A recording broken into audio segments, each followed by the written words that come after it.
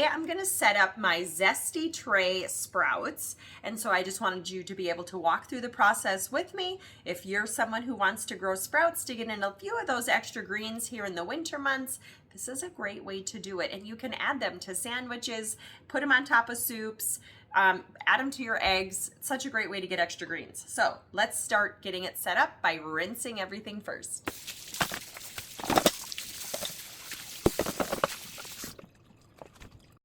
So when it comes to putting your tray together, you have the base, which does have a drain hole for this extra water.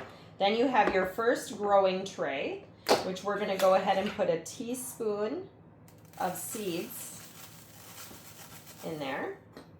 And then you've got your separator tray, which also has some cute little drain holes in it. And then you got your second tray. I'm going to put our teaspoon of seeds in there. And I'm using Zesty's organic broccoli seeds. I'm going to pour a cup of water over the top.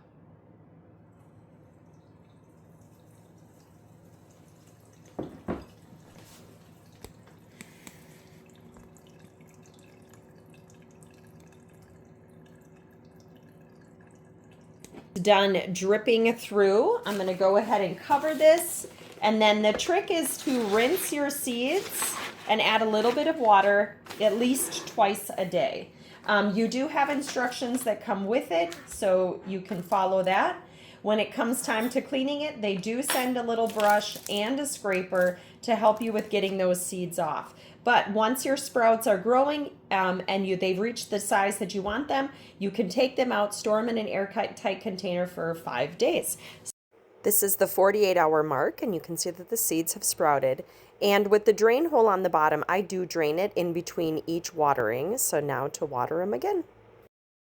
So here's our 5.5 day sprouts. You can see how big they've gotten in there. It's pretty crazy. And I even forgot to water them yesterday. So they are very forgiving and easy enough to grow your sprouts in here. So now all I have to do is I can either pull them out of here, or I can let them grow a little bit bigger and let their tops, get a little bit more open. Or you could get a pair of scissors or a knife and just kind of cut them off, and then you can just kind of pick those roots out of the bottom, because as you can see here, they do grow through. And so you're gonna have to, use that brush that they sent with it and take this off. So it's working really well.